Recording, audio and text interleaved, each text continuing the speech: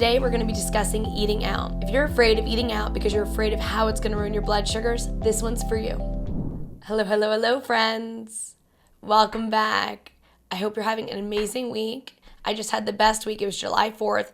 My kids had so much fun. We went to our friend's house, had a great barbecue, saw some awesome fireworks. And honestly, I'm just loving summer. It goes by way too fast. Speaking of summer, a lot of times in summer we like to go out and eat out and have some fun while the weather's nice. So today we're going to dive deep into practical tips for you to go out and not ruin your blood sugar while managing your diabetes, but still having a good time, okay?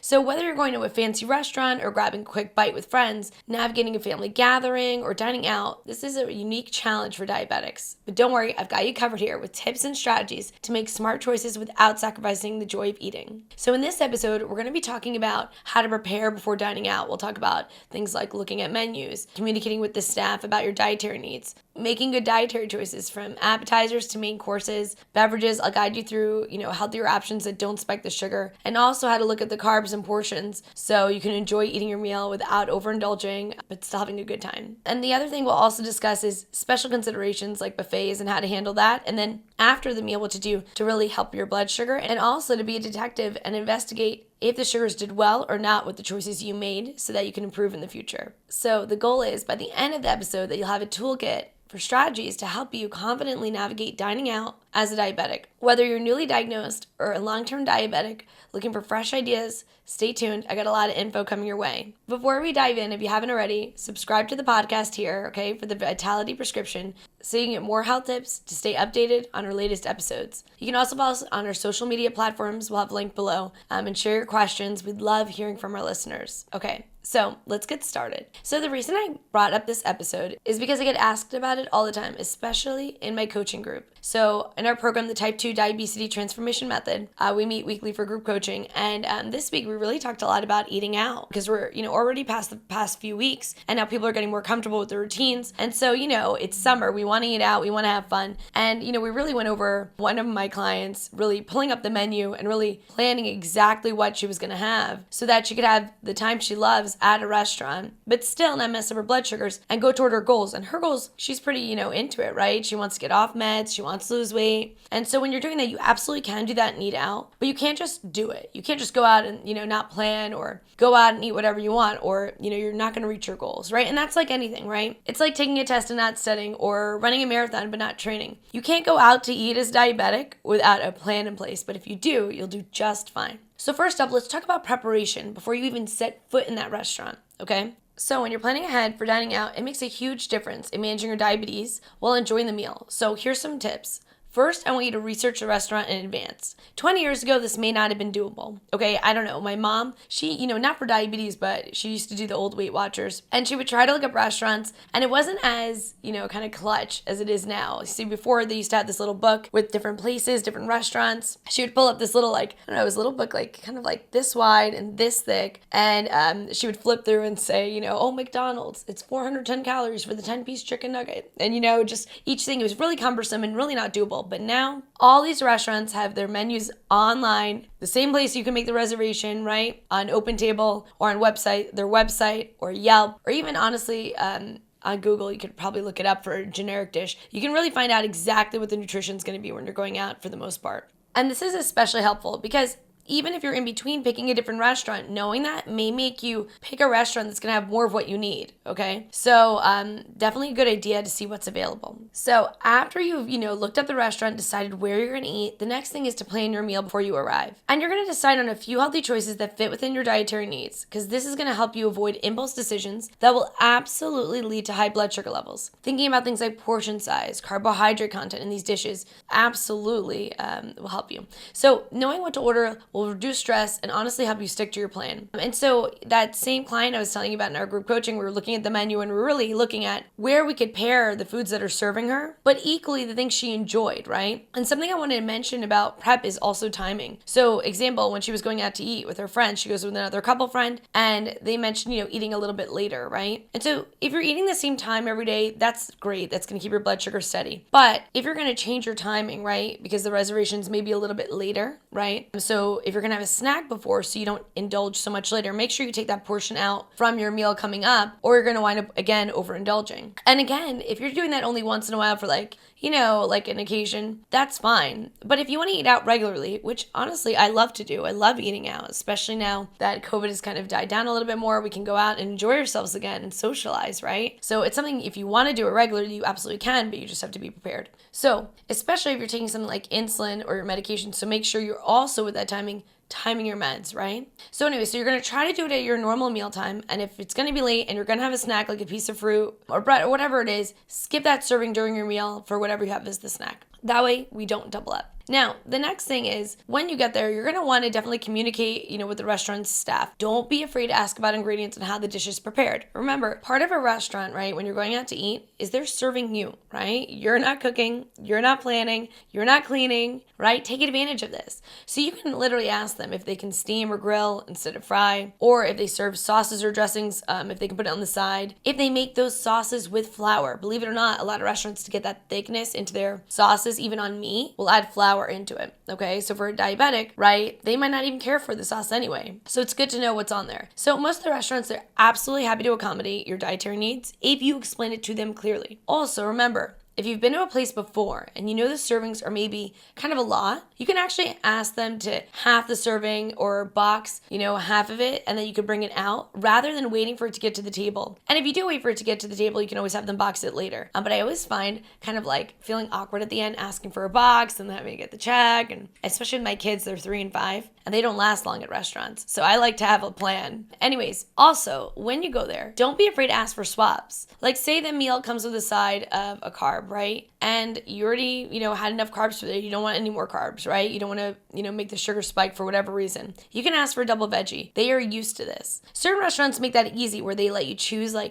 couple sides. Like Cracker Barrel, believe it or not, is actually great for diabetics. I know, Cracker Barrel, right? But they do. They have a lot of greens on there. They have green beans, they have broccoli, they got turnip greens that I love to add some vinegar on. That is perfect for diabetes. So remember, honestly, you're your best advocate when it comes to your health, and no one's going to do it for you. When we're younger, we're kind of lucky, right? Like maybe our parents help us with this, but now it's up to us. So politely asking questions and requesting modifications can ensure your meal is both enjoyable and good for you. So basically the whole idea is you want to research, right, where you're going, plan, and communicate so you can improve your dining out experience as a diabetic. Now, I want to go into, when you're looking at the menu, how to make the best menu choices. So you've prepared, right? You're ready. You're going to talk to whoever in the restaurant. Now let's talk about the menu choices, okay? It can be tempting to go for your favorite indulgent dish, but with a few mindful decisions, you can actually enjoy the meal very well. And I wanted to go forward. I did mention, how you're going to ask about the meal and the dishes. Say you're going with a group and you don't feel comfortable, right? I think for a lot of us, we get, especially if we're not with people we're comfortable with, we don't want to ask in front of others. You can call the restaurant, right? All restaurants open well before their opening time, and you can absolutely call and ask these questions if you don't want to do it in a group setting later. Okay, I know it sounds kind of weird, but once you start doing it, you get kind of used to it. I kind of get over this with my daughter. She had a bad gluten allergy when she was a baby. She's outgrown that, thank God, now, due to the help of amazing allergists. But I did have to call ahead for a lot of restaurants to see, different things because I didn't want her getting sick. And I will say after that, I got really good at doing it for myself. So back to the menu. Let's start with appetizers, okay? So a good rule of thumb is to look for lighter options for the appetizer, right? So that way you're not having 2 meals, okay? So first thing is salads. They're a great choice, but maybe ask for the dressing on the side if you're trying to control the amount you're using. Okay, and other things like clear soups or a vegetable broth based soup can also be good options, right? Like if I go out to eat for Japanese food, I love miso soup, or that green onion soup they use at hibachi restaurants. Those are amazing. Avoid fried items, the bread baskets, the high carb appetizers like matzo sticks or loaded nachos. They're not helping you. If you get loaded nachos, maybe eat the toppings. For diabetes, it's actually fine, right? Right? Sour cream isn't going to spike your blood sugar. Neither are the vegetables on top or the cheese compared to the chips itself. As far as the bread basket goes, if you go to the restaurant for the bread, okay, and you're a diabetic, my pro tip, don't let them take the bread basket from you. If you really want that piece of bread, right, because everyone knows that one piece of bread that's just so delicious, my tip is to nutrient sequence it. So what does that mean? It means you're going to have your protein, your vegetable, your fat before the carb. So if you really love bread that much, have your salad or your soup or part of your entree and then go for the bread dish, okay? And if you don't want the bread dish after your entree, it's just telling you even more that you just wanted it because you were starving and you didn't want it to begin with. But if you do want it after that, fine, have a piece of bread, right? You have to live a little bit. Now for the main course, I want you to focus when you look through the menu, because a lot of the menus are very large and it can be a little overwhelming.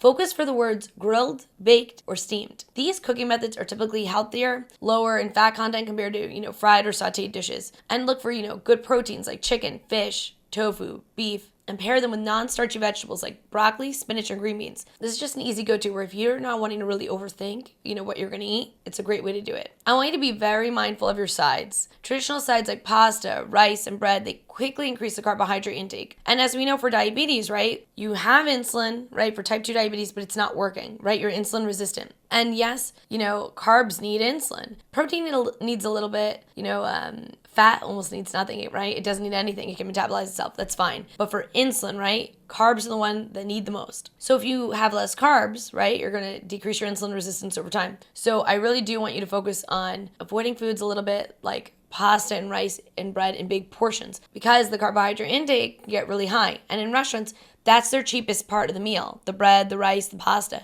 So they're going to want to give you a lot of that, right? More than a normal serving that you would do at home, right? Like a normal serving at home, a quarter to a half a cup, right? At a restaurant, it's few cups. So don't be afraid to ask for substitutions. Many restaurants are absolutely willing to swap out the higher carb side for healthier alternatives or the portions. So just to give you some reference, one baked potato, okay, or a medium serving of fries is 60 grams of carbs. So you really got to keep an eye on those portions because if you have that, you have no room for carbs for the rest of the meal, right? According to the ADA guidelines of, 45 to 60 grams of carbs a meal. And if you're trying to get off meds and you're in the process of recovery, if you're in the process of trying to reverse your insulin resistance and get yourself sensitive to your insulin again, you might even go lower than these ADA guidelines. So if you're having that just on the baked potato, let alone God knows what else is at the table, you're really going to go over very quickly, okay? So consider meals that are lower in carbs. Think about that salad, that grilled chicken, or any type of meat. And if you do go for the carb, maybe go half the serving, or if you're going to go for it fully or half it, sequence it. So, right? So again, the protein, the vegetable, the fat, all before that carb. Now, when it comes to beverages, stick to water or unsweetened iced tea or diet sodas. I know people are upset about Diet Coke, but I promise you, it's going to be better for you as a diabetic in the long run for your sugar if you have that Diet Coke instead of regular Coke, or the worst thing you could probably drink is alcohol, honestly. These sources don't impact the blood sugar like other things. So I want you to be very cautious basically of your sugary drinks. They're just empty calories like alcohol or soda that is regular soda. And if you do choose to have alcohol, I want you to limit it to one drink and avoid the sugary mixers. It's funny, growing up, my mom, Michelle, I've talked about Michelle before on the podcast, and so Michelle is just Michelle. She's such a force. So I call her Michelle. My kids call her Gam. And so Gam, when I was growing up, was embarrassing, I would say, according to my dad at least. He would just be so mortified. He was diabetic, and she would come with the sweetener, right? She would go out and bring, whether it was stevia or whatever it was, to the dinner. And honestly, I swear she saved me so many pounds as a kid and inflammation I didn't need by doing that. So it may be embarrassing, but if the restaurant, doesn't have it, bring your own stuff. Maybe keep it in the car so you always have something, because to go to a meal and have unsweetened iced tea when you could have had a little bit of stevia in that to make it sweet and delightful in the summer, is a no-brainer, right? It'll make you enjoy your meal that much more. And I swear, when people go to college or they go away for the first time without their parents, that's where the first, freshman 15 or whatever they want to call it comes in, because you don't have your parents who are really looking out for your nutrition probably more than you realize. And I have to admit, my mom did try her best to look out for my nutrition. So remember, don't be embarrassed, bring what you need. And the best analogy I can give for this is, say you have a baby, right? And you go to a restaurant. You're not going to not bring their milk, right? Or your milk. So, right? You're going to feed your baby, right? Whether that's formula or breast milk. You're not going to just not feed them because they don't have it at the restaurant. So I would say the same thing for you, right? You're diabetic. It's like a car. A car runs on gasoline or diesel, right? We need diesel as diabetics, right? We need the best fuel for us. So that's all I'm going to say on that one, okay? Don't be embarrassed. Bring your sweetener. Next, I want you to think about portion sizes, because the portion size in the restaurant is so much larger than what we need. So either consider, sharing a dish with a friend or asking for half a portion, okay? And then another way to do it is just ask for the to-go box as soon as the meal arrives. So that way you're not picking at it while you're waiting for the box. Because for me, that was a big one, mindless eating while waiting for that check. And then that way you're not going to be tempted to overeat when you're full. I've gotten so, quick now. I do. I just have them box it before they even bring it out. I'll have them bring half the plate. So remember, look through the menu, look for grilled, looked for broiled. These are things that are better for you on the menu. So I want to talk to you about portions for carbs. So say you're out and right, we talked about that baked potato.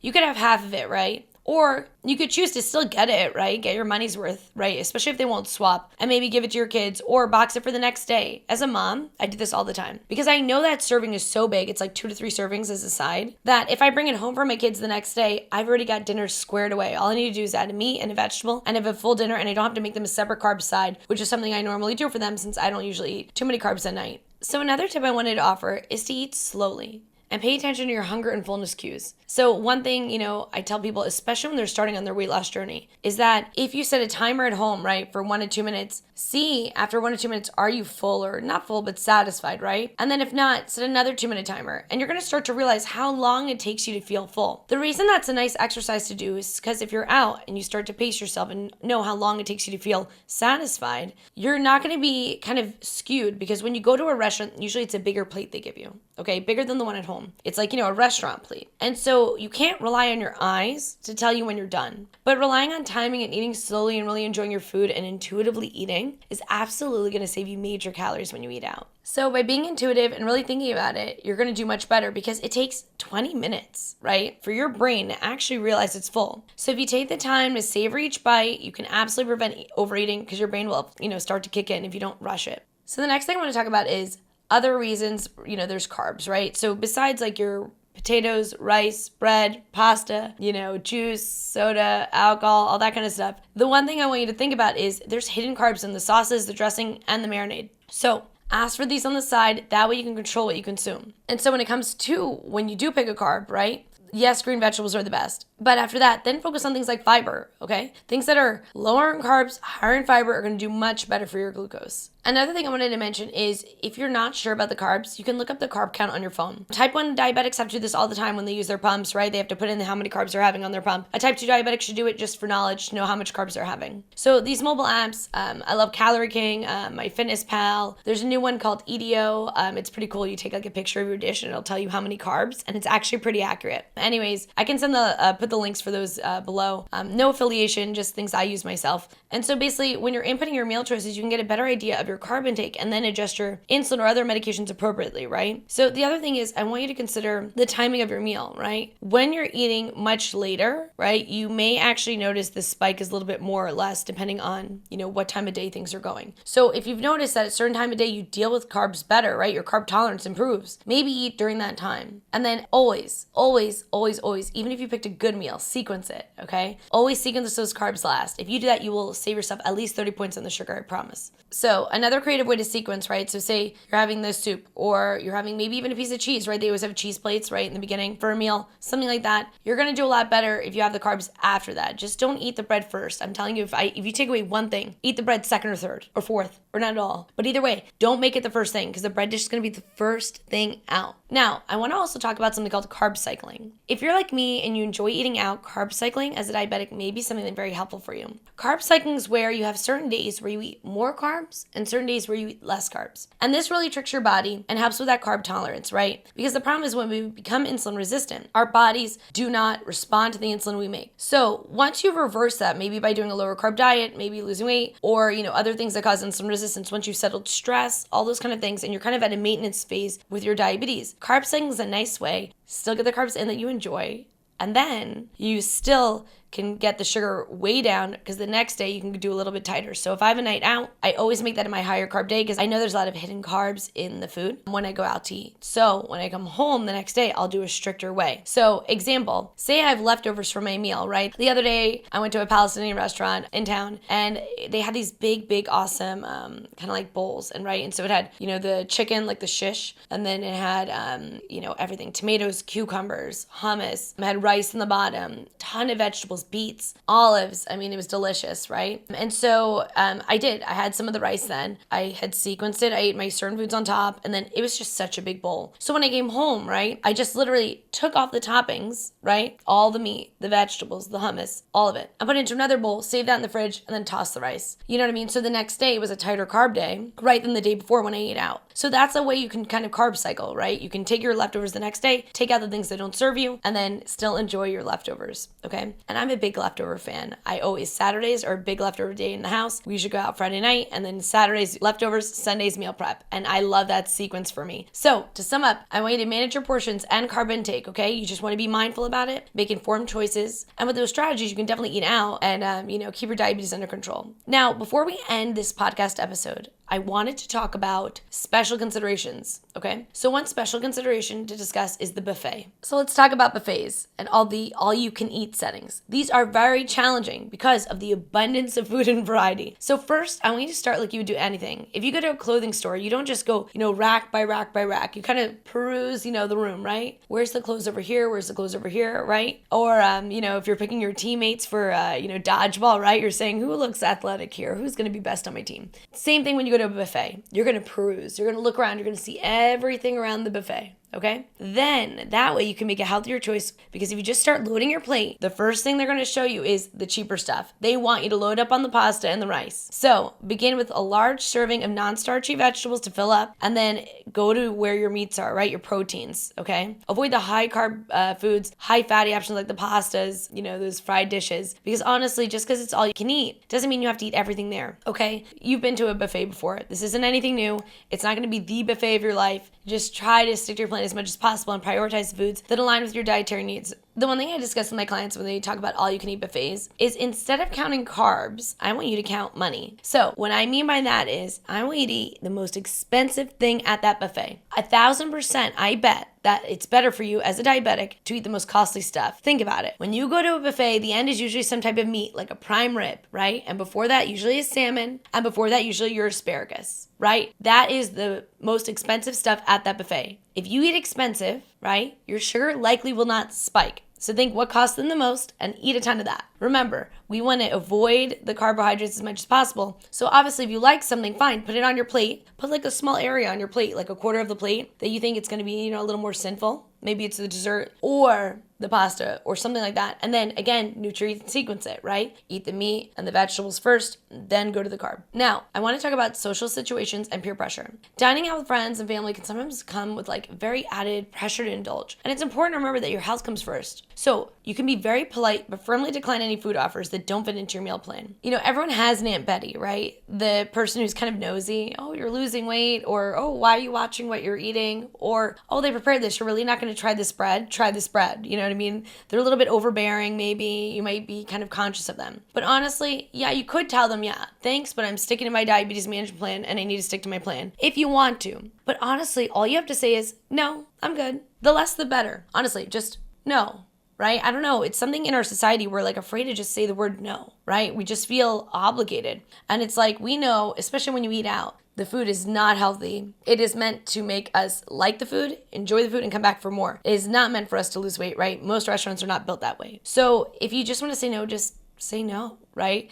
Aunt Betty, I promise you, has other things she's going to focus on besides what you're eating. So most people will definitely be understanding. They'll be supportive. And honestly, if you are still that conscious, maybe be the one to suggest the restaurant you go to, so that way you can just avoid the situation altogether. Taking the lead absolutely ensures that you have the options available to meet your needs. Another strategy is to focus on the social aspect when you go out to eat rather than the food. A lot of times I like to go out to eat just to have an adult conversation, because when I eat dinner at home, a lot of times my husband's finishing up work late and it's just me and the kids. And honestly, I can only talk about the Ninja Kids so much. My kids are obsessed with that thing. I don't know, if you don't know Ninja Kids, don't look it up, because if you do and your kids hear it, that's all you're going to be talking about at dinner. So you want to, maybe focus when you go out to eat on the actual social situation rather than the food. Right? That means maybe moving your seat around, going to talk to other people if you're in a big group. The more you're talking, the less you're probably, thinking about the temptation for other foods and unhealthy options. And lastly, if you find yourself in a situation where you have limited health options, do your best. Just be mindful and eat till you're satisfied, right? Try not to overeat till full. And then if you can, opt for the least processed, most natural foods that you can find, and try to balance your intake as much as you can. And one thing I wanted to say, if you are trying to lose weight as a diabetic, and I mention that only because 80 to 90% of those with prediabetes and diabetes are overweight or obese. So odds are, if you are watching this, right, and you're suffering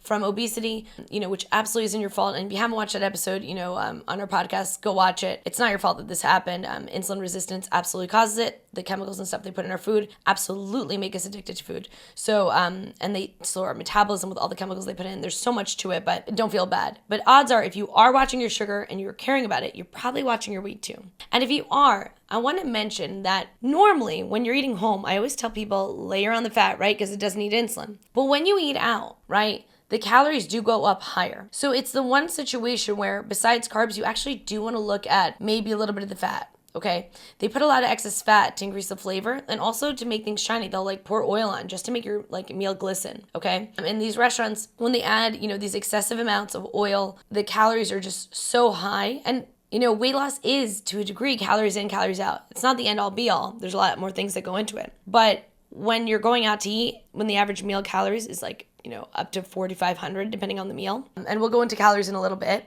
You do want to maybe shed off some of the fat. Usually the protein's right where it needs to be. It's a high protein meal, but the fat might be excessive even as a diabetic where it's not going to mess up your sugar. It may still mess up your weight loss journey. So I do like to mention it. So example, if you go to a Mexican restaurant, right, and you order the fajita, right? Fajita is actually generally pretty good for diabetes. Like if you didn't do the tortillas, right, and you have just the fajita vegetables, the meat, the cheese, the sour cream, the salsa. I mean, it's actually a pretty awesome meal for you, right? And so say when they do that, they actually put oil on right at the end just to make it sparkle. It's not for taste, it's just to glisten. So you can literally tell them, you know what, if you don't mind, don't throw the extra oil on. Your server will know that. Okay.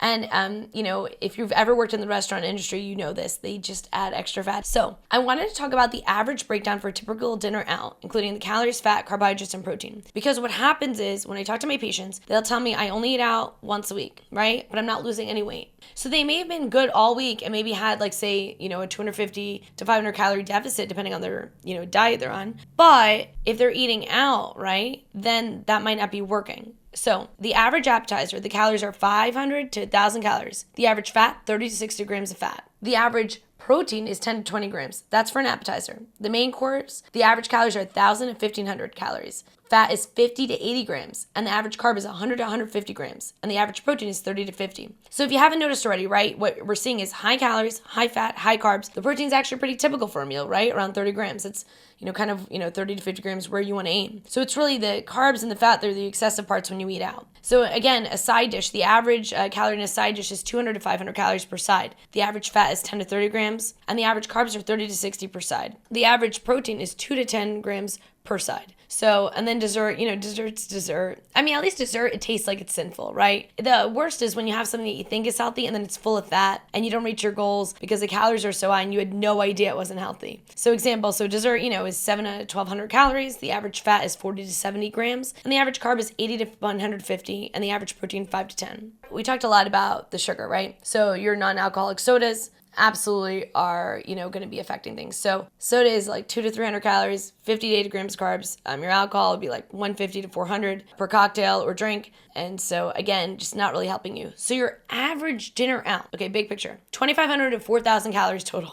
Okay, when I say it out loud, I'm like, what? So if you're aiming for 2,000 calories a day, right? Or if you're on a stricter diet, maybe 1,500, whatever it is, right? You're already 1,000 calories out, probably minimum.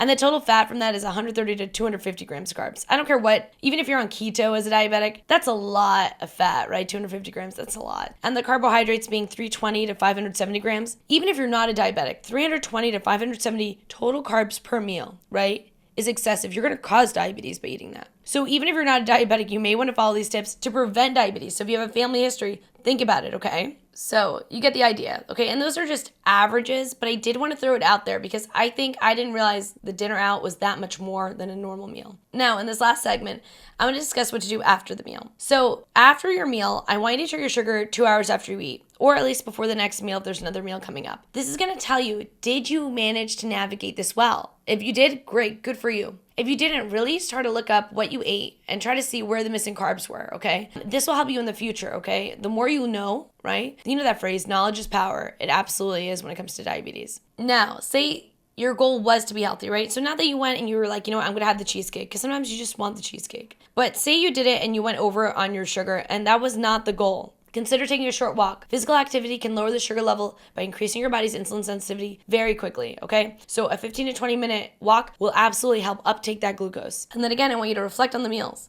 right? What made it spike? What were the dishes that you particularly enjoyed or you found were diabetes friendly? And use this to inform yourself in the future. The other thing is when you are reflecting, say you do this a couple times at the same restaurant. I've had this where I've gone to a restaurant, I've asked the questions, I've checked the sugar, and then every time it's going up, right? You've looked it up. There are so many restaurants, right? I mean, maybe not if you're living like somewhere very remote, but at least here in North Jersey, there's a lot, right? Go to another restaurant. I promise they don't have the best food in the world. Don't be hard on yourself either, right? Managing diabetes is an absolute journey. And it's okay to have slip ups, right? And it's important you learn from the experience and you make your progress toward your own goals. And remember, your goals as a diabetic is up to you, right? They have guidelines, of course. Everyone deserves to have a choice of what they want to do with their diabetes. Yeah, in my coaching group, which is outside of my practice, most of them have the goal that they want to get off as much medication as possible and lose weight, right? But in my office, it's not necessarily the goal. A lot of them, the goal is just functionality, right? Staying out of the hospital, not getting infections, right? Whatever that is, work toward that goal and don't feel any shame about your meal. You have to live a little bit, right? And the other thing I wanted to say a special consideration about is planning. So say you go out to eat and you know you're gonna have a boozy night, right? I talked all about alcohol, that it's not good for your diabetes. We all know this. But I want you to consider if you are gonna have booze,